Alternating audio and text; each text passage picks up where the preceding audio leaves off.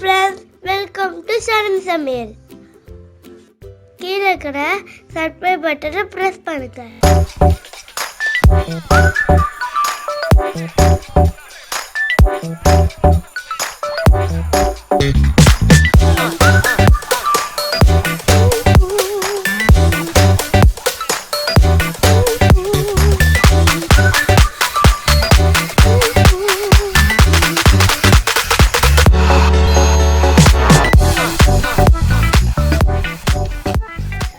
வணக்கம் நண்பர்களே, நான் தான் உங்கள் ஷர்மிளா. இன்றைக்கி நம்ம சேனலில் உங்கள் எல்லாருக்கும் பிடிச்ச ஒரு இன்ட்ரெஸ்டிங்கான விலாக் தாங்க.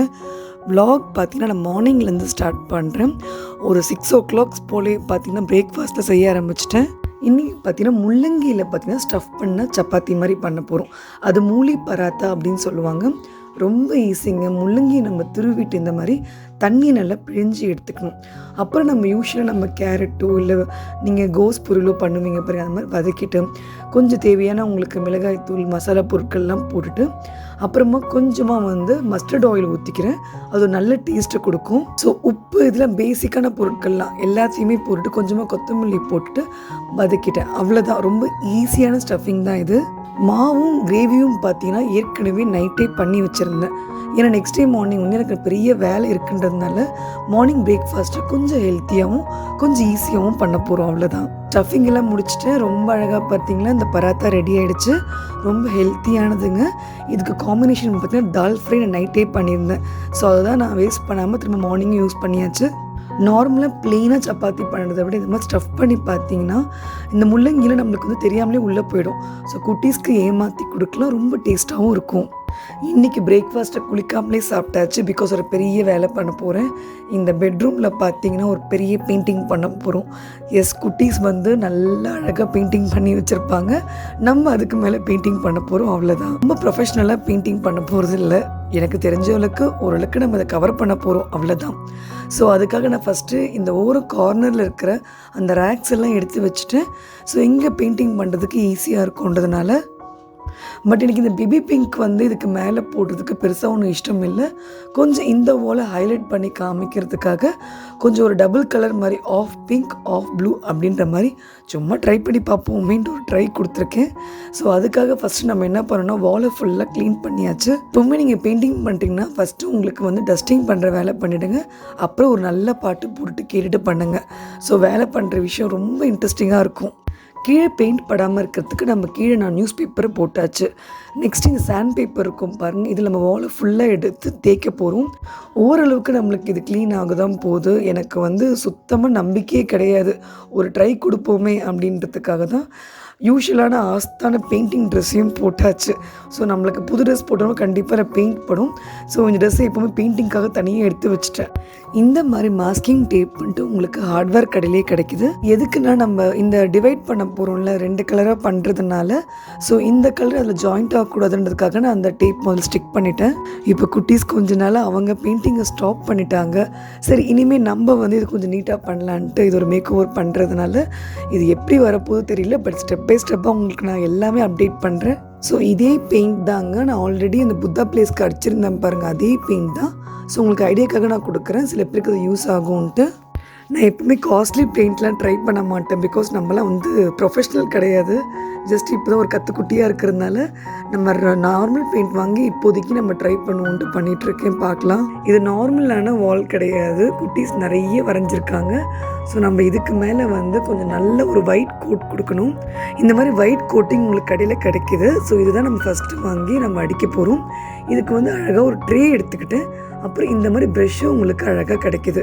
ஸோ ரொம்ப ஈஸியாக பெயிண்டிங் பண்ணிடலாம். ஆனால் இதில் ஒரு கோட்டிங்கில் பண்ணலைங்க, ஒரு 2 கோட்டிங் கொடுத்தேன். பிகாஸ் கொஞ்சம் அது திக்கானதான் உங்களுக்கு அந்த ஃபுல்லான கலர்ஸ் எல்லாமே மாறும்ன்ட்டு. எப்போவுமே ஒரு வேஸ்ட் துணி வச்சுக்கோங்க. அப்பப்போ பெயிண்ட் படும்போது நம்ம கையோடு தொடச்சிடணும். இந்த பக்கம் ட்ரை ஆகிறதுக்குள்ளே இந்த சைடில் பார்த்தீங்கன்னா சின்ன குட்டி ரொம்ப அழகாக எங்கேயும் வரைஞ்சிருப்பார்.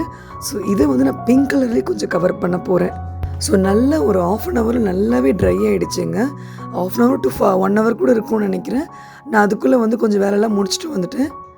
ஸோ இந்த இடத்துல சூப்பராக நம்ம அடிச்சுக்கிட்டே வரப்போகிறோம். ரொம்ப ஈஸியாக இருந்தது ஆக்சுவலாக. அது நீங்கள் நினைப்பீங்க என்ன இவ்வளோ தூரம் கிறுக்கியிருக்காங்க நீங்கள் குழந்தைங்கள விட்டு வச்சுருக்கீங்கன்ட்டு. நான் வந்து இந்த பசங்க மூவி பார்த்தேங்க. சூர்யா சார் நடிச்சிருப்பாரு பாருங்க. ஸோ அந்த மூவியில் பார்த்தீங்கன்னா குழந்தைங்களுக்கு ஒரு இடம் கொடுங்க, அதில் ட்ராயிங் பண்ண விடுங்க, எல்லா இடத்துலையும் கிறுக்க விடாதீங்க அப்படின்னு சொல்லியிருப்பாங்க. அவங்களுக்கு க்ரியேட்டிவிட்டி வந்து அவ்வளோ அழகாக அதில் வளருமா. ஸோ நாங்கள் வந்து இந்த பெட்ரூமில் இந்த இடத்துல விட்டு வச்சுருந்தோம். ஸோ இந்த வாலில் மட்டும் நீங்கள் எவ்வளோ வேணால் கிறுக்கிக்கோங்க அப்படின்ட்டு கொடுத்துட்டோம். ஸோ சின்ன குட்டி தான் ரொம்ப இஷ்டமாக இதெல்லாம் பண்ணுவார், பெரியவர் பெருசாக அதை பண்ண மாட்டான். ஸோ அவங்களுக்கான ஸ்பேஸ் அப்படின்னு நாங்கள் கொடுத்துருந்தோம். பட் இப்போ ஒரு 2 மந்த்ஸாக பார்த்துக்கிட்டு வரேன், அவன் பெருசாக அதெல்லாம் பண்ணுறதே கிடையாது. ஒரு நோட் புக் எடுத்துக்கிறான், அழகாக கலரிங் பண்ணுறான். அவனுக்கு வேறு மாதிரி மைண்ட் மாறிடுச்சு. ஸோ இனிமேல் நம்ம இதை சேஞ்ச் பண்ணலான்ட்டு பண்ணிகிட்டு இருந்தேன். ஸோ கிட்ஸ் வந்து இந்த மாதிரி வரைகிறாங்கன்னா நீங்கள் கண்டிப்பாக அதை நீங்கள் வந்து தடுக்காதீங்க. முக்கியமாக அதை கிறுக்கிறதுன்னு சொல்லாதீங்க. குழந்தைங்க அதை வரைகிறாங்கன்னு தான் என்னை பொறுத்த வரைக்கும். அவங்களோட க்ரியேட்டிவிட்டி அந்த ஏஜில் அவங்களுக்கு என்ன தோணுதோ அது அழகாக அவங்க பண்ணுறாங்க. நீங்கள் என்ன தான் நோட்டு பென் அப்படிலாம் கொடுங்களேன், ஸ்டார்டிங் ஏஜில் சொல்கிறேன். பெருசாலாம் அதில் இன்ட்ரெஸ்ட் காமிக்க மாட்டாங்க. அவங்களுக்கு ஸ்ட்ரெயிட்டாக வாலில் பண்ணுறது அவங்களுக்கு பிடிக்கும். பட் நான் என்ன சொல்கிறேன்னா, இந்த இடத்துலன்னு கொடுங்க, எல்லா இடத்துலையும் இருக்கக்கூடாது. ஒரு வீட்டில் பார்த்தீங்கன்னா இந்த நீங்கள் பெட்ரூம்குள்ளே மோஸ்ட்லி நிறைய பேர் வரமாட்டாங்க. ஸோ அதனால் நாங்கள் இந்த இடத்துல காமிச்சிட்டோம். ஸோ நீ இங்கே மட்டும் வரைஞ்சிக்கோ அப்படின்னு நாங்கள் சொல்லியிருக்கோம். அதனால் அவங்களுக்கு இந்த இடத்துல வரையும் போதும் ரொம்ப ஈஸியாகவும் இருக்கும். நமக்கும் இந்த பக்கம் குழந்தைங்க பண்ணுறது அழகாகவும் பார்த்துட்டே இருக்க முடியும். ஸோ இந்த பக்கம் கொஞ்சம் வேலை, அந்த பக்கம் கொஞ்சம் வேலைன்ட்டு மாற்றி மாற்றி பண்ணிகிட்டு இருந்தேன். இங்கே ப்ளூ ட்ரை ஆகிறதுக்குள்ளே இங்கே பிங்க் அடிச்சிட்டு இருந்தேன். ஸோ சைட் பை சைடில் உங்களுக்கு எல்லா வேலையும் ஈஸியாக முடிஞ்சிரும்ன்ட்டு. ஸோ நெக்ஸ்ட் செகண்ட் கோட்டிங்கான டைம். ஸோ இந்த வாலை கொஞ்சம் டிஃப்ரெண்ட்டாக மாற்ற போகிறோம். ஸோ அதே போல் உங்களுக்கு ஒன்று நான் அப்டேட் காமிச்சிட்டு தான் இருக்க போகிறேன். இந்த பக்கம் பார்த்திங்கன்னா ப்ளூ அண்ட் பிங்க்கில் எனக்கு பார்க்கும்போதே அவ்வளோ நல்லா இருந்தது. ஓகே, ஓரளவுக்கு நம்ம கவர் பண்ணிட்டோம் அப்படி ஒரு ஹாப்பினஸ் இருந்தது. சஷிக்குட்டி ரொம்ப அழகாக வந்து மம்மி உங்களுக்கு ஹெல்ப் பண்ணட்டா அப்படின்னாரு. சும்மா பெயிண்ட் அங்கங்கே விழுந்தா தொடடாச்சு கண்ணா அப்படின்ட்டு இருந்தேன். ஸோ அந்த வேலை பண்ணிகிட்டு இருந்தேன். பட் என் ஹஸ்பண்ட் இருந்ததுனால கொஞ்சம் ஹெல்ப்ஃபுல்லாக இருந்தது. குட்டீஸை பார்த்துக்கிட்டாரு, என்னை டிஸ்டர்ப் பண்ண மாட்டாங்க. அதுதான் எனக்கு முக்கியமே. ஓரளவுக்கு நான் ஒரு 50 to 70% ஃபஸ்ட் இருந்ததை விட இப்போ எவ்வளவோ பரவாயில்ல நான் நினைக்கிறேன். நீங்கள் எப்படி இருக்குன்னு கீழே கமெண்ட்டில் சொல்லுங்கள். அப்புறமா இது ரொம்ப ஈஸியாக இந்த டேப்பை எடுத்துடலாங்க, ரொம்ப கஷ்டமே கிடையாது. இப்போ நான் எடுத்து காமிக்கிறேன் பாருங்கள், அவ்வளோதான். இதுக்கப்புறமா அந்த வாலை ஃபுல்லாக ட்ரை பண்ண விட வேண்டியதுதான்.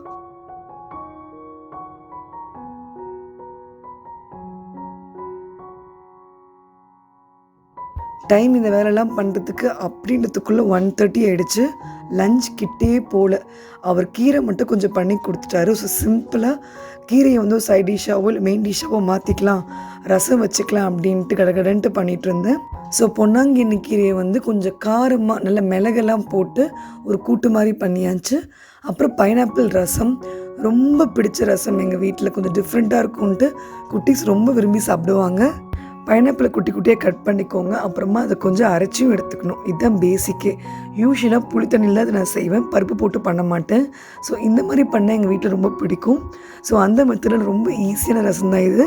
உங்களுக்கு டீட்டெயில்டாக வேணும்னா சொல்லுங்கள், கண்டிப்பாக வீடியோ சீக்கிரமாக நான் போடுறேன். ஸோ நம்ம இந்த வேலைலாம் பண்ணுறதுக்குள்ளே கிச்சன் ஃபுல்லாக சாமான் சேர்ந்து போச்சு. அந்த பக்கமே நான் அன்றைக்கி போகல. ஆனால் குட்டி பார்த்தீங்கன்னா இந்த மாதிரி நம்மளுக்கு ஹெல்ப் பண்ணாங்கன்னா நம்ம நிறைய வீட்டில் டெக்கர் பண்ணலாம், நிறைய எக்ஸ்ட்ரா வேலை பண்ணலாம். ஸோ எனக்கு என் ஹஸ்பண்டும் சரி என் குட்டீஸும் சரி அவ்வளோ எனக்கு ஒரு பிளெஸ்டு தான். பிகாஸ் நம்மளுக்கு எல்லா விஷயமும் சப்போர்ட் பண்ணுறதுக்கு கூட ஒரு ஆள் தேவை தானங்க. ஸோ ரொம்ப அழகாக வந்து குட்டி வந்து நின்றுப்பார், மம்மி நான் பண்ணுறேன் மம்மி அப்படி நின்றுப்பார் எந்த வேலைக்கும். ஸோ அவரும் கொஞ்சம் கூட மாடி எனக்கு ஹெல்ப் பண்ணுவார். ஸோ இதோட நான் அந்த விலாகை நான் முடிச்சுக்கிறேன். இன்றைக்கான விலாக் உங்களுக்கு பிடிச்சிருக்குன்னு நினைக்கிறேன். பிடிச்சிருக்கவங்க லைக் பண்ணுங்கள், ஷேர் பண்ணுங்கள், அண்ட் உங்கள் ஃபீட்பேக் எனக்கு கமெண்ட்டில் சொல்லுங்கள். Have a great day friends. Bye.